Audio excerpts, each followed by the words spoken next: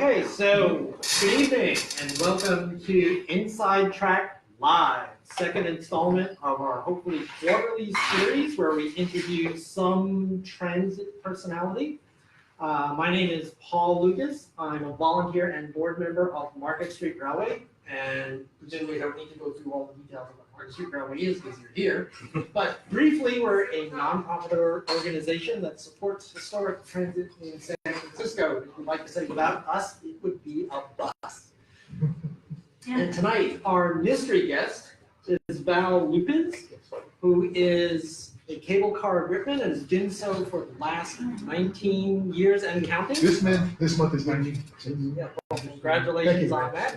And hello to everyone out in the interwebs out there. Hi. We are trying this experiment of broadcasting on Facebook Live. So Inside Track Live on Facebook Live. So we'll see how this goes. So to start, a prefatory comment. Val is here on his own volition. Any comments he makes are strictly his opinion. He is not representing SFMTA this evening. So please do not associate his comments with the SFMTA. Strictly his own comments. So I've said your name. Who else? Or I mean, what else about you should we know? Just as for starters. Like, what exactly is a gripman, for example? Okay, there's two members of a crew, called gripman and the conductor. Basically, the conductor works at the car, helps with the brakes, collects the money, and I'm the guy up front driving. Play the bell, try not to crash into things, and whatnot. It's like that. So I'll be the motor. Okay. And we said you're doing it 19 years. Yes. And so what is your background? Like, how did you get to where you are now? Well, I started with Muni 20 years ago as a bus operator. Started on diesel buses. Kirkland born, about 59. Drove a bus for about a year, a diesel bus for almost exactly a year. And then I transferred to Presidio Division, which is electric trolley coaches, for about 6 months. And then I got lucky, the timing just happened to be good where I was called the cable car, and I did it ever since. But was it your aspiration from the start? Yes, it was, most definitely, yes, absolutely. That's literally the only reason to get the job to begin with was the intention of going to cable car. With the hope of going to cable car. Did you grow up like in the Bay Area? I did, yes, definitely born and raised. And that's how I was first exposed to the cars. I used to ask when I was very little, about 5 or 6 years old, we lived in the Mission District, and I would get my mom to take me to the zoo on the Altera, so take the streetcar. We come downtown on the 14 and the 12, and go down the Transbay, get a streetcar all the way out to the zoo, and Twin Peaks Tunnel. We get to the zoo, we'd be there all the 10 minutes, and I tell my mom, well, I want to go back home. We just got you, but I want to go back home. So we go all the way back downtown. I want to go back down again. What are you? It took me the longest time to make her realize it wasn't so much the zoo. It was the streetcar ride going out and coming back that I was interested in. So after a while, she finally figured out, okay, we're not going to the zoo. We'll just go ride the streetcar. Yeah, that's good. Okay, I'm happy. Yeah, that's how I started. Rail fan, lifelong rail fan, fancy fan. Did you ever ride all the lines in one day? All the rail lines in one day? On one day? No, I don't think so. Still got time? Yeah, it's still time. Let's go. Well, I mean right now, but I would use any excuse to ride the street, especially when it's still PCC, like the Twin Peaks. Like I said, we lived in the Mission District, and the easiest thing would have been to just take the J Church up downtown. I would bask and beg and plead with my mom. We would take the K Ingleside all the way out to City College. And then catch the 12 Ocean and ride all the way back into the Mission District. But how old were you? Oh, I was about 8, 9. When you got older, did you do this? Well, after that, again, I just went out by myself and just went exploring. Standing on Market Street, streetcar come along. Oh, okay, I'll just, let's go for a ride wherever we went. Nowhere in particular? Yeah, exactly. Nowhere in particular. Wherever the hell it was going, that's good. Okay. Ride out and come back. So, and then about 10 or 11 years old, my mom had a friend live in Chinatown, so we started going that way. And these weird little tiny Victorian vehicles going up and down the street, maybe there's dinging noises, is there? Mom, what's that? Oh, that's a cable car. Oh, wow. And she looking like, oh no. He's discovered something new. Oh God. So she would go to visit her friend up there in Chinatown. You come back here at 5 o'clock, and she's coming loose, and I just ride back and forth. Up high, down back down Mason, up on California, and back again. Hang out at the Cable Car Museum. So the conductors got to know you Oh, pretty well. They got to know me after a while. Damn it. Were you again? So, yeah. And that's how I learned how it worked, and it was just fascinating. And so, like today, or even historically, what's the best part of your job? Favorite? Okay, there's from the rail fan point of view, which is the personal point of view, being able to actually do something, to actually say I achieved a childhood dream.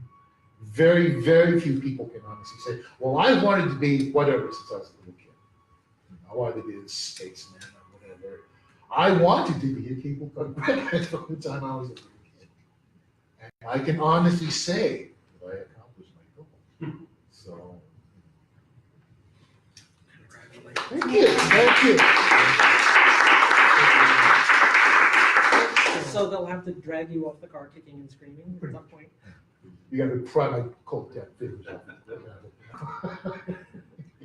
Anything else that's favorite part of Well, it's just, it's the job itself. It's very physically demanding. I know you guys probably know how much work is involved in operating a cable car. Maybe they don't. Yes. Why don't you elaborate? It's 19th century technology. Everything is mechanical. There are no air gauges, no hydraulics, nothing. The grip and the brakes it's all completely tactile. We have to learn what the car is doing by the way it feels, the way it sounds. Sometimes even the way it smells. That sounds strange, but if your brake shoes are burning up, that means you're using too much pressure. You can smell that burning wood. If there's too much lubricant on the cable, it's going to make it extremely difficult to accelerate. You can smell this fish oil odor. If you're about to run over a patch of motor oil and your brakes hit it, you take off, you're going to be able to smell that. So, and of course, here, you've got to be able to hear. It's extremely difficult. It's extremely demanding. We have about a 90% washout rate as far as Britain trying to come over to qualify. And so there's quite a bit of pride in knowing that I can do something that not everybody. You triggered a question of mine. Where does the oil, like the fish oil on the cable come from? Like, how does it get there? Well, the winding machinery where the cable runs at the powerhouse, it's applied. So it goes over the whole. Yes. Do you are you on all 3 lines, or do you alternate? Or Currently, I'm on Mason Street. I have worked all 3. favorite? That's hard to say. That's like a favorite child. I mean, Hyde is extremely busy. It's a lot of work, but has the most beautiful scenery. Especially early in the morning, we come down Washington Street, the hill over the barn. The sun is coming up over the East Bay, and there's a Transamerica Pyramid. And the sky's all orange and glowing, And then going back out at Lombard or on the big hill, Golden Gate Bridge, every evening it's a different sunset, it's a different weather conditions. And so it's the most, it's a cliche, it's a postcard cliche, but it's a beautiful sight. And it always changes, it's almost different. Mason is good because it's not quite as busy. It's a little bit more relaxed. California can be a bit dull, if you will. But when you're burned out on Powell Street, the tourist loads, California's a nice little getaway. But You get to choose. Oh yeah, absolutely. We have sign up every 3-4 times a year. So you have based on your seniority, you have the option to choose to change it up. What about preferring the single-engine cars? That's a very good question. Yeah, single-ended cars definitely have different braking characteristics. They're lighter, they're smaller. And the double-ended cars, like the California cars, is set up with the 50-50 arrangement. The conductor and the gripman are precisely responsible for 50% of the braking. Whereas on a Powell car, the gripman is responsible for maybe 70-80%, and the conductors are responsible for transportation. So in the California line, it's very important that you have a good conductor, somebody who really up to speed and paying attention. I never even noticed for the single line cars, there's another mechanism to apply brakes back there. Yes, I know on the front back it's the end, big handle, right, on the back end, you've got the gooseneck handle. Oh, okay, like the conductor. okay. Anything that drives you nuts about the job? Let's see. Well, what can I guess a lot, of course, it's mostly tourists, and I get it, I understand that, but unfortunately, there seems to be this attitude of, as a Disneyland ride, and it's an amusement park kind of arrangement, and they see all these things on TV and in the movies, people leaning out, doing all this, a car passes each other, I'd like to do high fives. That one gets me. Because I'm just terrified of the day somebody does a high five and catches somebody in the face, or catches somebody's clothes and yanks them off the car. Has it ever happened? I've seen it happen to others. Fortunately, not me personally. But, and certain holidays, like 4th of July, you have a lot of intoxicated people come on a ride. I let them know you can either sit down or you can go inside, but you're not staying. So, it's just not, things like that. But really, the grand scheme of things, that's just people, they're having fun and they're not paying attention because they're on vacation. Okay, fine. It's not really earth shattering. It's not bad per se compared to something like the 9 San Bruno or the 14 Mission or the 30 Stockton, which I have done and I could be doing. So I consider myself very lucky. If that's the worst I have to complain about, I'm doing pretty good, I think, yeah. So, yeah, I can live with it. Let's see, what else? What changes, if any, would you like to see to the cable cars? Or either the cars themselves or the operation or however you choose to answer the question. This is just personal. I do think, and it delves a little bit into politics, and I hope it doesn't, but I do think the $7 fare is excessive. I do think we would get a lot more ridership if the fares were lowered, especially since it is $7. And again, this is my personal opinion. Charging $7 for a family of 6 or 7 to ride on a 20-minute ride, I think, it's way excessive. It's way above my pay scale, I know, I get that, but that's just the way I feel about it. I do think we've had some very positive changes. We had a lot of the, we call them, I guess, the heritage paint schemes coming out. Car 11's with painting this beautiful scarlet and cream color paint scheme. 25, 15, nice bright red. 15's are nice yellow scheme. And this is only something recently we've had. A lot more of a push towards the historic aspect of cable process. Were you involved in any of that? To a certain extent, I've definitely been involved with Mr. Lodge. He's spearheaded most of it. I've been fortunate he's asked my advice a couple times. Yeah. So insofar as that, I think we're definitely making strides. I think it's the cars themselves are looking better. We're starting to get a little better with the maintenance, they're keeping up the appearances. And overall, it's a good place to work. It's a good place to be. What about during the holidays? Do you decorate the cars? Yes, we do. Thank you for asking. I like him. Yeah.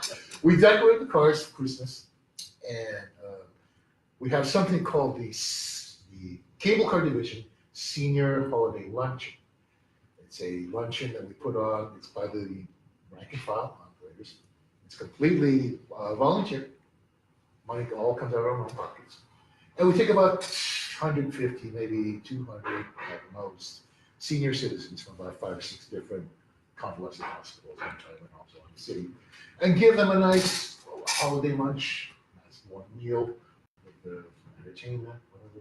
I would try to focus, at least when I go to the homes and I talk to the managers, I tell them I want the people specifically that you know for a fact, come Christmas Day, don't have anybody to visit. For them, Christmas Day, they're just gonna sit in the living room and watch your TV, doing absolutely nothing. It's just another day. Those are the people I want to send to my lunch, to give them something to do, something to look forward to. Where's that held? It's different places. We used to hold it at sometimes at the Holiday Inn, Van Ness Avenue, California Street. We've had it at the SCFMTA headquarters at 1 South Van Ness a couple of years in a row. Different places, different locations, wherever we get the best prices. Again, everything is done out of pocket. But what that ties into the decorated cars is that we ask for sponsorships from various companies and organizations.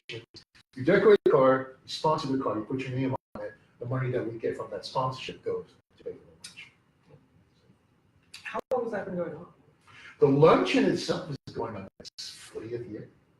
Wow, so even before you. Yeah. Oh, yeah. I took it over about 12, well, no, 14, 15 years. And what about the decorating cars? Decorating's been going on 10 years.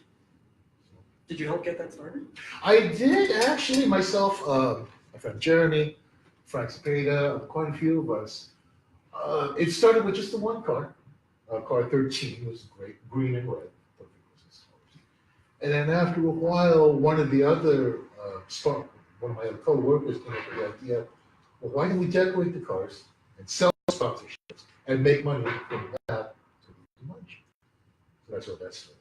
And we've been doing that. This will be our 12th year. Is the purchase of the decorations also all out of pocket? Yeah, yes.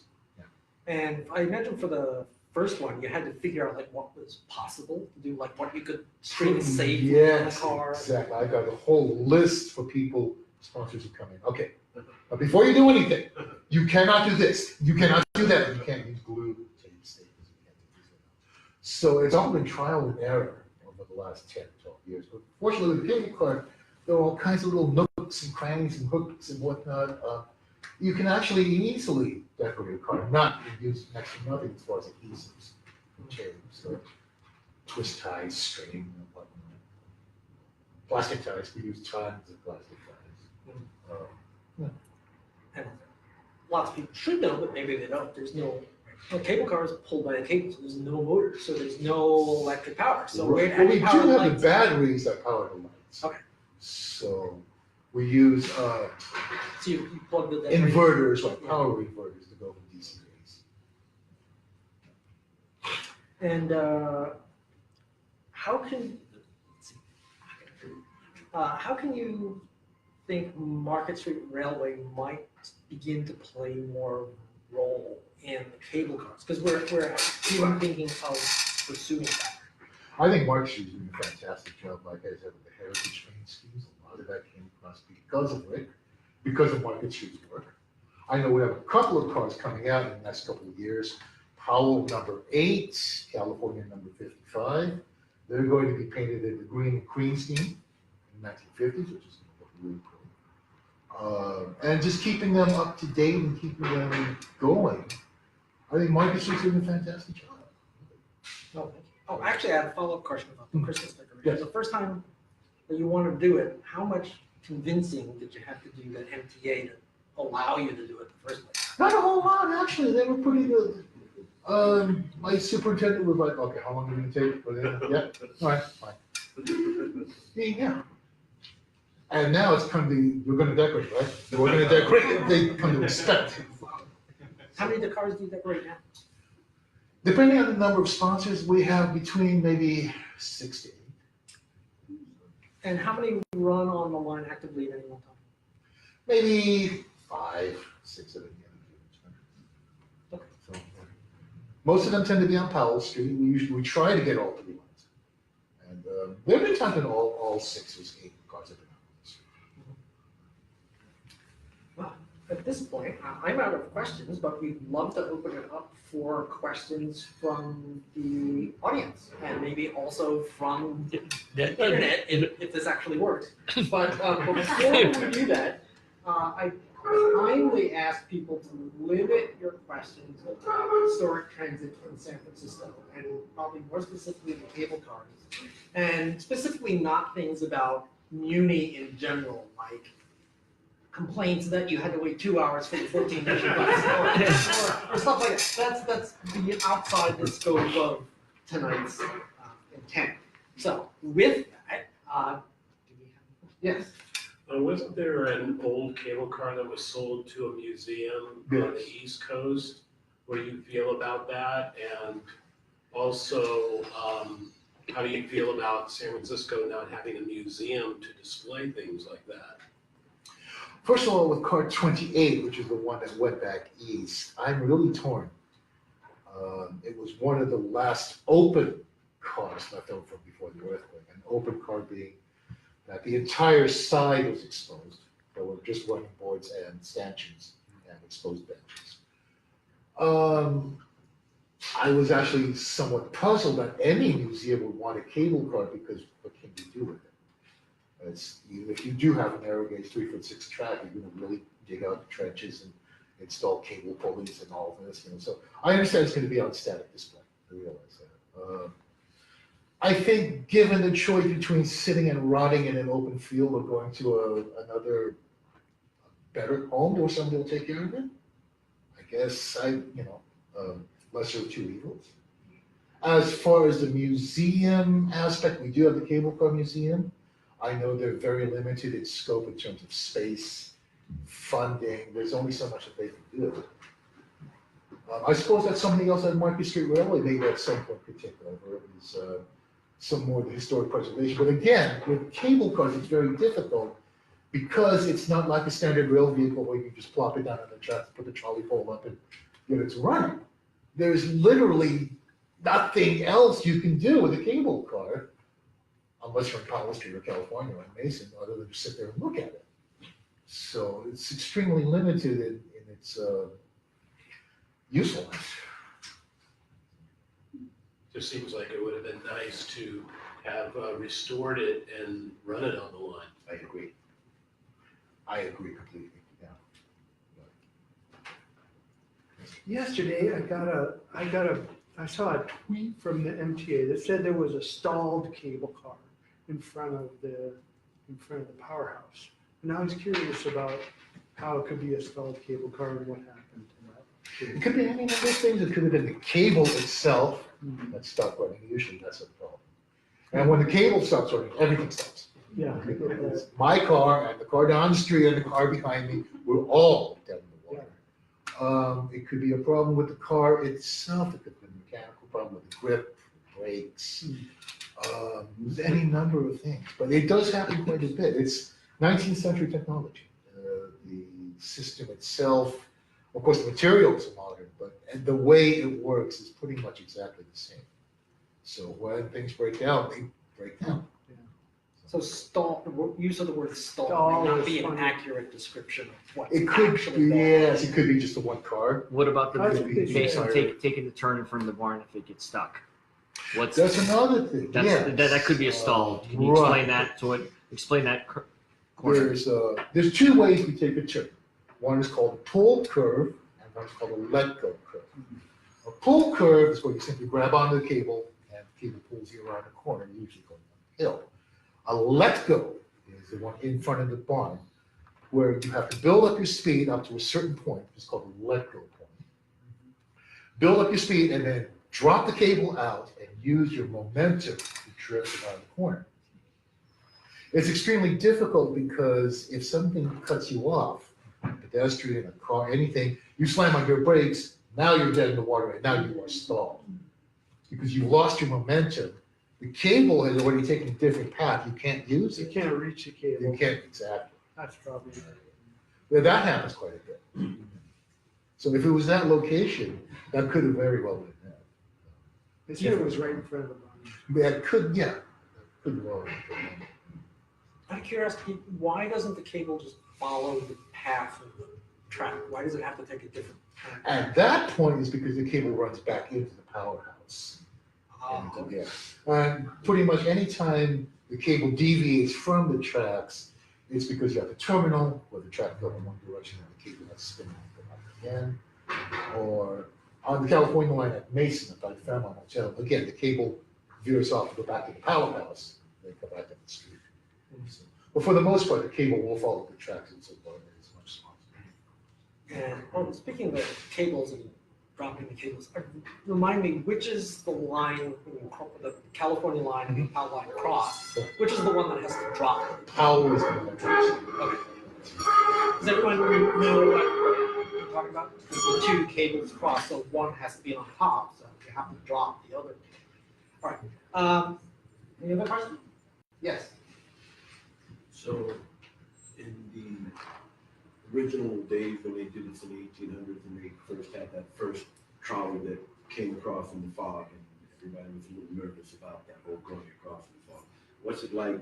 What, do you do things differently when driving in foggy conditions in the morning? Do you have to worry about That's a wonderful question. Thank you for asking. Yes. When it's raining, when it's foggy, I pick up the telephone and call my dispatcher, tell them I'm not coming to work.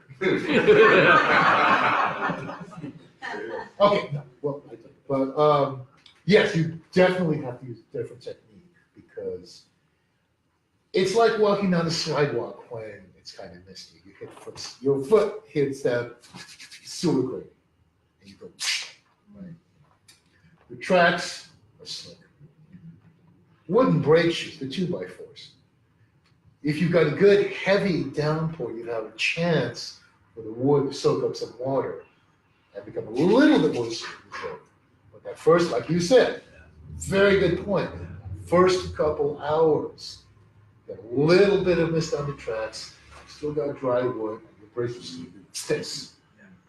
You're going to go for a ride. Unfortunately, every car has sand.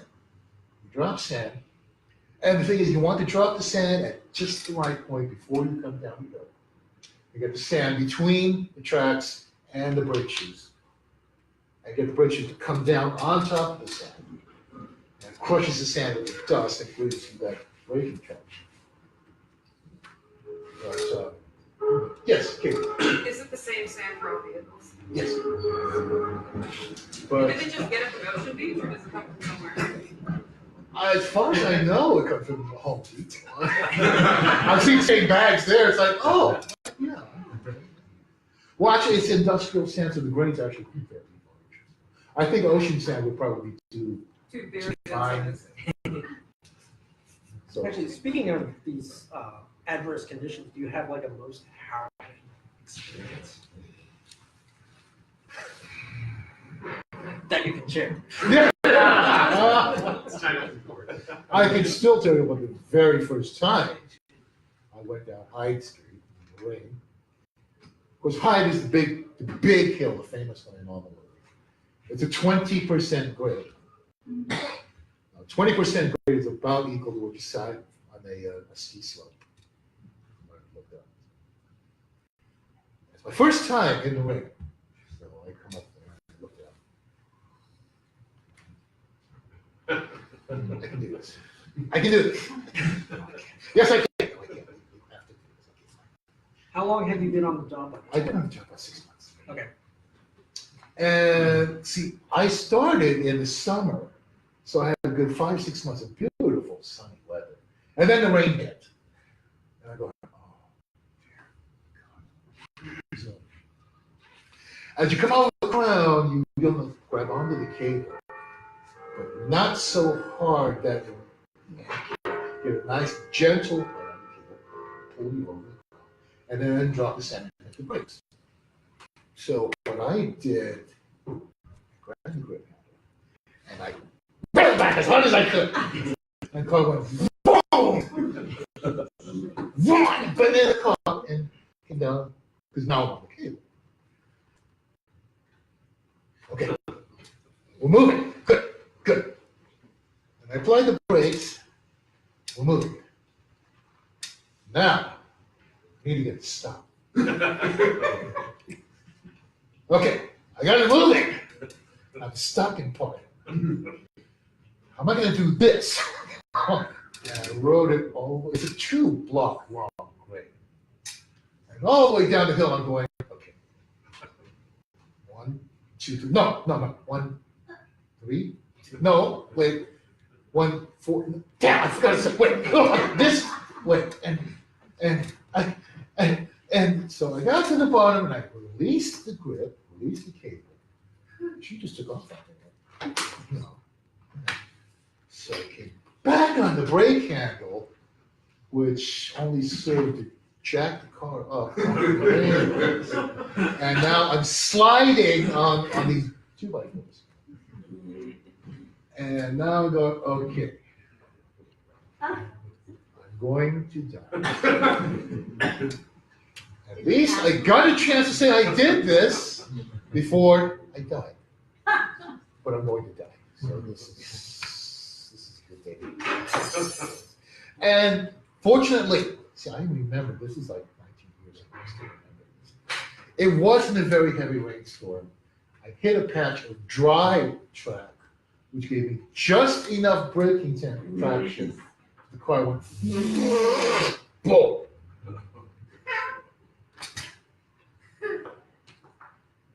Hi, the beach.